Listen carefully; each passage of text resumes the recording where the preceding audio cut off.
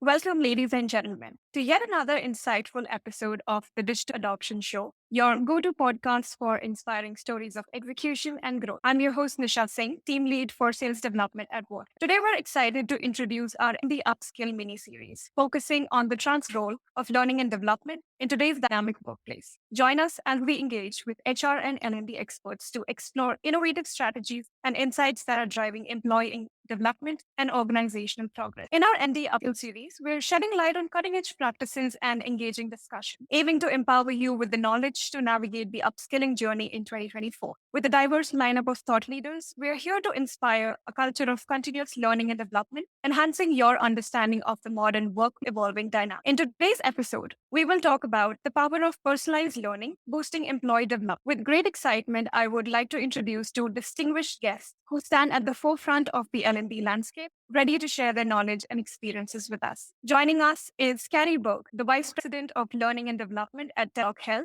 and a distinguished member of the Forbes Human Resources Council. With over in the medical industry, Carrie is dedicated to developing employee learning solutions and fostering a culture of learning and excellence. Her approach combines data-driven insights with a focus on enhancing employee skills and performance, aligning with Teladoc Health's mission to transform healthcare delivery. Alongside Carrie, we have the pleasure of welcoming Jessica Michaels, a renowned advocate for neurodiversity in the workplace, focusing on bridging the gap between traditional professionalism and the neurodivergent individual. Through coaching, training, and speaking engagements, she aims to create an environment where neurodivergent talents are recognized and valued. Carrie and Jessica, we're thrilled to have you with us. How about we start with a little bit on your journey in the L&D space? Carrie, maybe we can start with you.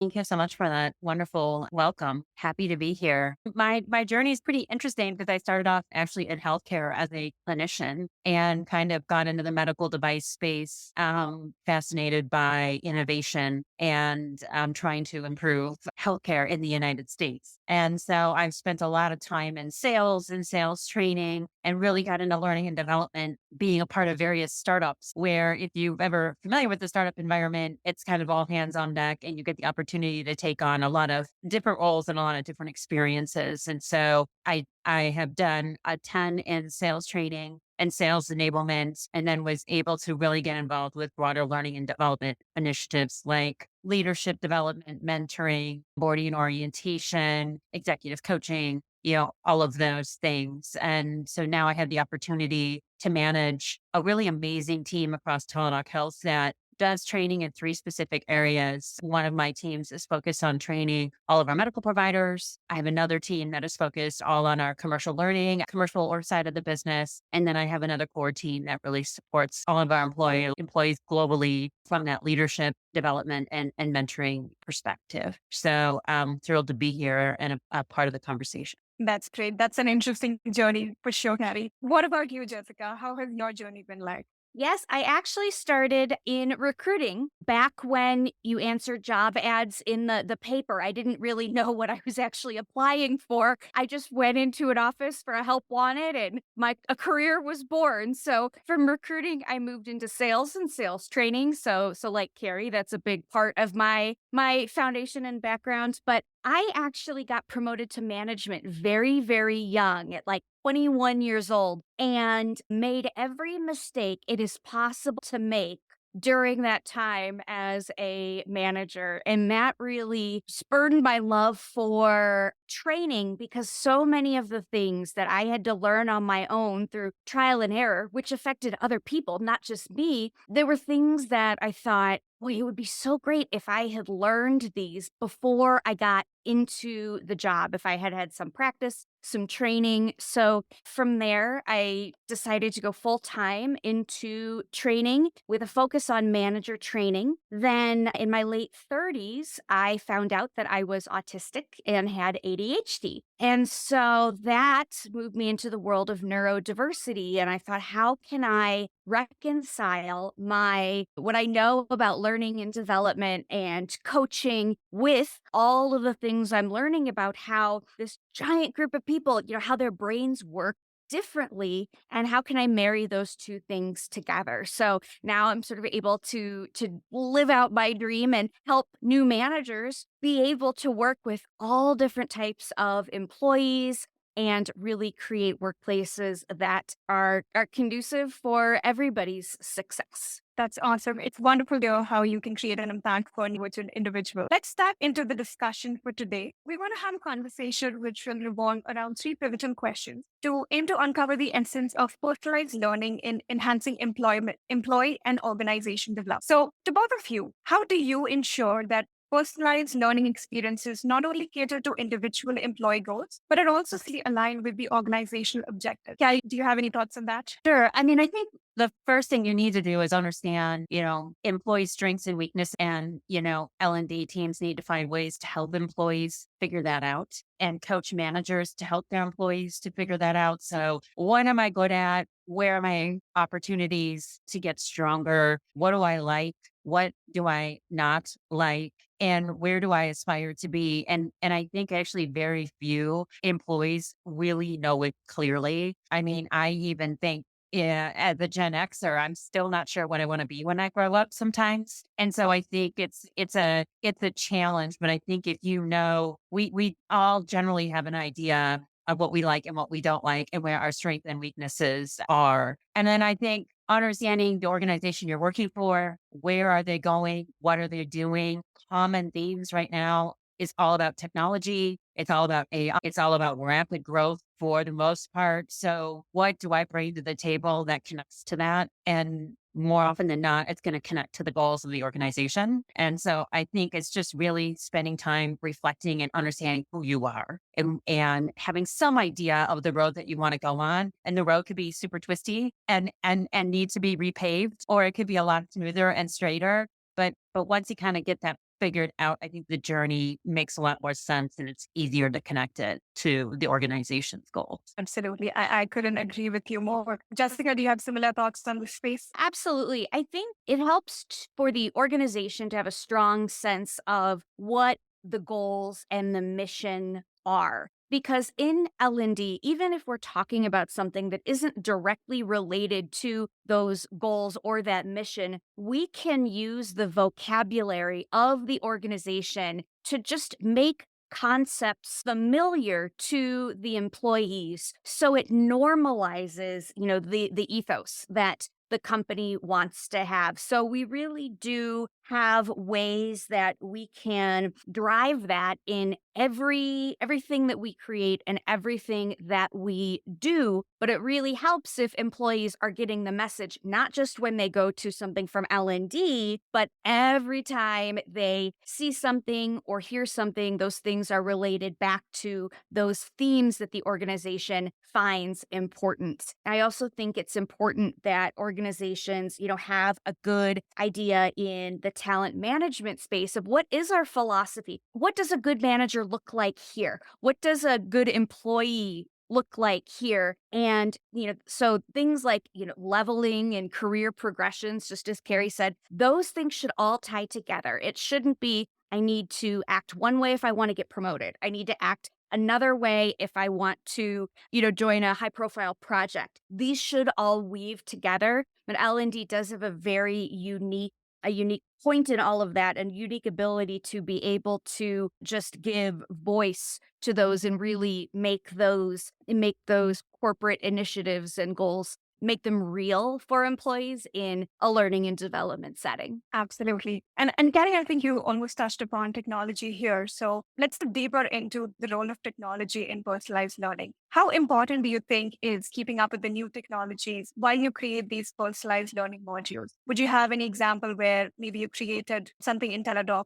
utilizing any new technologies you had? Yeah, I think keeping up with technology is tough just because it's constantly changing and I feel like I learned some new random shortcut for and feel really dumb that I didn't know this beforehand. And even using Excel or Teams, it's just there's a constant pulse that you have to be staying on top of. And I think what I find is there's two kind of things that I like to focus on is personalization and then what drives efficiency. So personalization is like, how much can I customize Microsoft Teams or even my Outlook to work to more efficiently for me, whether it's getting rid of junk and prioritizing messages to respond to and, things like that. I think one of the things that we've tried to do internally is drive more effective meetings, which seems like such a basic thing. But from a technology perspective, it's like man the calendar. So your meetings are 25 minutes, not 30 minutes. It's, sending out agendas beforehand and using auto-generated tools to do that.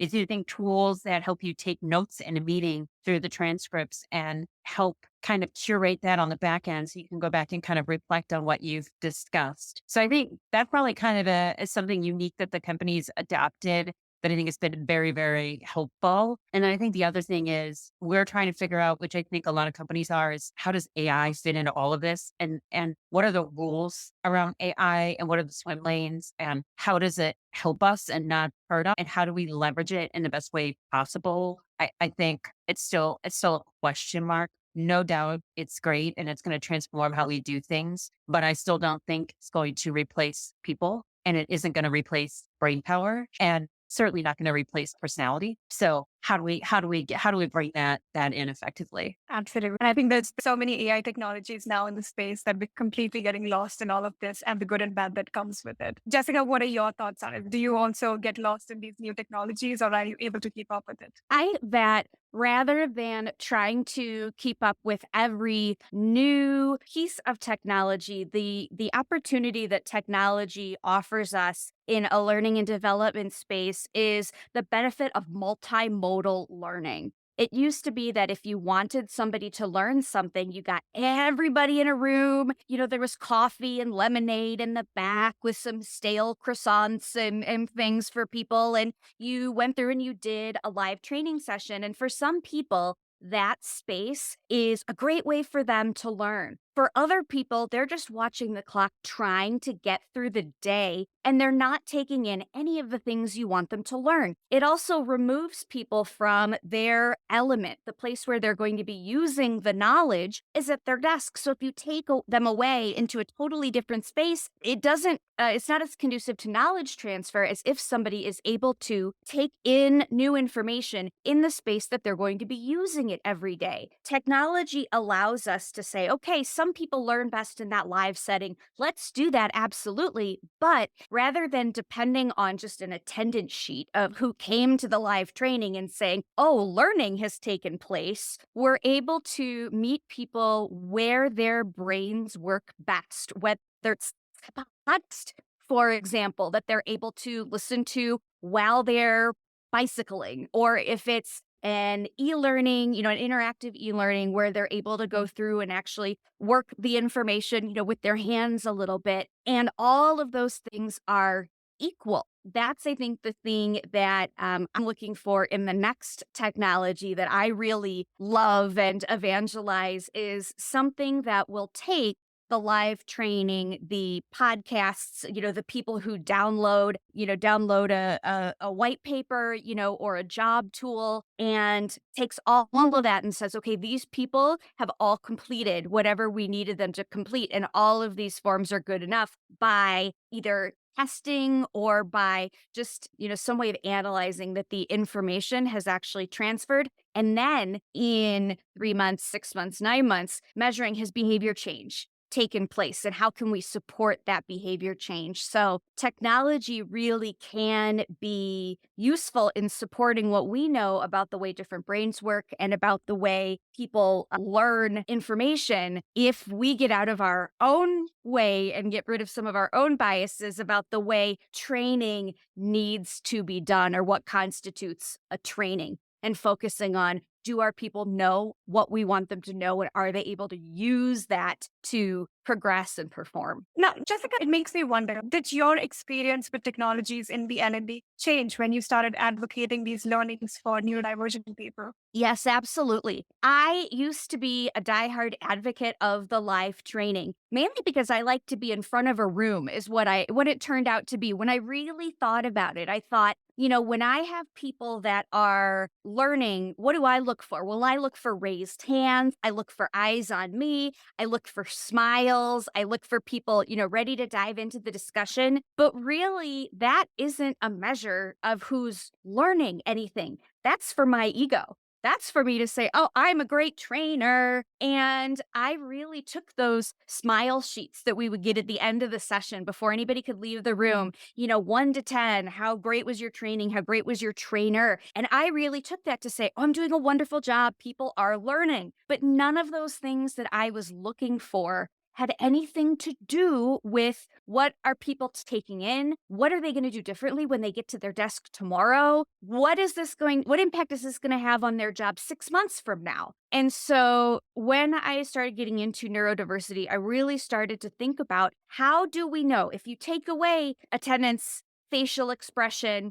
participation that as we think of it, how do we determine if people have learned things and if there has been some sort of sustainable behavior change within an organization? And the only way to me that I came back to being successful when you look at learning that way was through use of technology and other means of determining learning. So absolutely, it really caused me to do quite the 180. All right. And since we're talking about technology, data and analytics is always on the forefront of it. How does data and analytics influence the creation and assessment of these personalized programs? Would you have any experience with any data learning expectations here where you were able to measure the effectiveness with any data and analytics tools? Yeah, I can kind of start and yeah, I mean, I think if you're in learning and development, you need data to prove that you're bringing a value to the organization. I think it's learning culture isn't the same in every company, and there are people and leaders who invest very on in bringing trainers into the company, and there are others who wait a really long time before doing so. I've been in both scenarios, and especially having been at startups and then well-established companies, training always has and learning has a different presence and a different type of advancement when it comes to tracking effectiveness and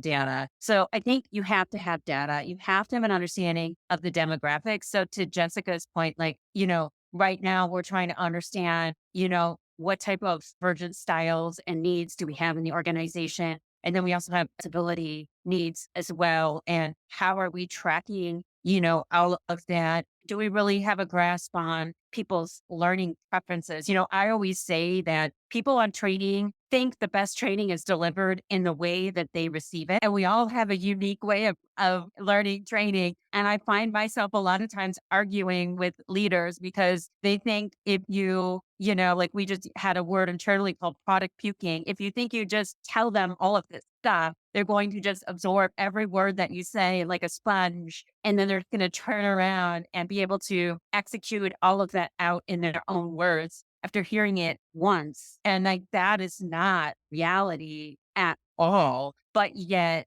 we keep doing it that way. So you need data to be able to say, this is not effective and this is what we need to be doing. So, and I think there's always a lot of data around who logged in, who viewed the module, how long were they in it, did they pass the test, that they did all of that. Then there's back to how Jessica so eloquently talked about behavior change. Like then there's really like, okay, where is this person at through 360s or having defined competencies and understanding, are they foundational, intermediate, or advanced? Right. And then they're going to go through this program that hones in on these competencies. And then afterwards, we're going to be able to say that, okay, they've gained knowledge in this area. They moved from foundational to intermediate or whatever. For leaders, it's all about that 360 feedback. What are you good at? What are you not good at? And how is your behavior and approaches seen and assessed? And so having that feedback environment is another form of data. And then I think there's always, we invest in tools to try to make employees more efficient and streamlined and to make things easier for them to use. So for me, it's how can I bring in, something like What Fix that makes it easier for employees to use the systems we have in place and then saves my team time trying to create a step-by-step guide on how to like update your address in a system and all of that. And that is all really effective data to say this was the right investment to make. This has saved this much time. This has made this employee, my instructional designer can now focus on building accessible content for my employees versus how-to guides for the system. So anyhow, I think data is critical. It comes in all forms. You got to have it. You got to be able to tell a story with it. And L&D leaders really need to know how to understand and use it to, make their jobs a little easier and to prove the value that they bring. Absolutely. And that's fascinating. Just have you encountered any real life examples where data made a significant impact in how you created these learning experiences? Absolutely. We had, like many organizations have, a portal, right? Someplace that people go to access everything, really. And any place, anytime anything was created, it went into this giant repository of information. And that system, people kind of grumbled about it, oh, it's things are outdated or so hard to find what you want. But nobody did anything about it. That issue wasn't taken too seriously. And what was interesting is when you would go to meetings with people who created content, they would say, everything is on the portal. All the links are on the portal. You can get to all these places through the portal. So we've created the resources are there. But when you talk to employees in a day to day, they would say, oh, I don't use those things so much. Or you'd show them something, they'd go, I have no idea that that was even there. And so it wasn't until one of my fantastic colleagues, Tori Ackerman, decided to actually do a study of how people were using that portal and,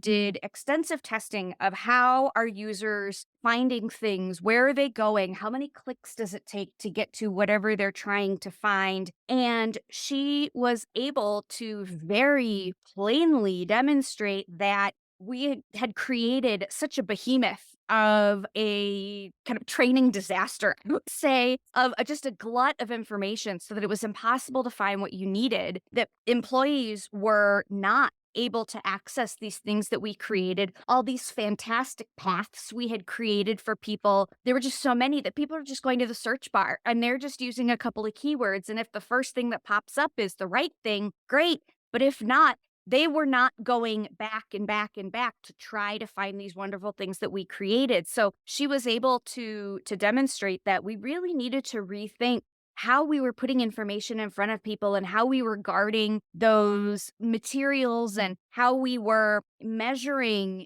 what people were taking in compared to what did we think people were going to use. And so I think by using data in that way, you can see, sort of once you finish your project and put it into the world, which is where we used to kind of stop, right? We put the thing out there. Now we're able to really dive into how are people using it and breathing with it, and are people able to do what we wanted them to do, or do we need to go back to the drawing board and figure out a way to get this stuff into people's hands in a way that they're actually going to use it, which I think goes to a lot of what Carrie talked about. You really have to make sure things are streamlined and things are able to be just sort of incorporated into people's day if you want them to go back to something and draw information, which is how learning works, as opposed to going into a room and learning that thing, hearing that thing one time and going, I know it all. I can, I'm going to do my job totally differently from now on. So technology is only, data is only as good as the people who interpret it. And so really looking at what you have and what it's telling you is critical. But yeah, data really can have a drastic impact on what we can do in an organization as far as learning. That was an interesting story, Jessica. And I think we've just scratched the surface here in terms of personal. And this has been a great discussion. I appreciate you both for sharing your insights. I know our listeners will find it valuable. As we wrap this up, would you have any last thoughts on personalized learning in organization development? Anything from either of you? People should lean into personalized learning and get away from this idea that everybody needs to be in a room at one time hearing the same thing. And that's the only way for people to learn. Open up to the idea that some people know certain things and bring them with them, and they don't need to spend a couple of hours learning the thing they can already do. Get into the idea that people learn differently, they experience things differently, and it's whatever the learning can do to help that person move forward, as opposed to everybody being in a classroom with, an attendance sheet. And I think that would would alone be transformative in so many companies when it comes to employee learning and development. Carrie, anything from you on how you want the budding leaders to embrace personalized learning? Yeah, I echo everything Jessica says. And, I think that the other key component of that is having that culture of learning and having that culture of continuous learning that is supported and demonstrated by leaders across the organization and supporting those employees that, hey, is there room in the budget for me to spend $250 to go take this online course or whatever? I think a lot of times if that culture isn't there and that support isn't there, we're missing out on that ability to customize for that employee. And I think information is power. So if learning and development teams can help assemble information in a variety of ways and help employees be able to navigate themselves and kind of go shopping a little bit for what they need outside of the regular programs you provide, I think it really helps with that personalization piece. It makes it and it supports that continuous improvement environment and it supports like a robust learning culture. And it has been wonderful, ladies. And as we wrap this insightful episode, a heartfelt thanks to our guests, Carrie Berg and Jessica Michaels, for their individual contributions. Their perspectives on the power of personalized learning boosting employee development have highlighted the importance of customizing learning to meet individual and organizational needs, the necessity of embracing technology, and the power of data analytics in shaping effective learning experiences. To our listeners, thank you for embarking on this exploration with us. We hope today's discussion inspires you to innovate in your L&D strategies, leveraging the insights shared to enhance professional development within your organizations. Keep an eye out for more episodes in our L&D Up series on whichever platform you find your podcast on, where we'll delve deeper into the transformative world of learning and development. Thank you all.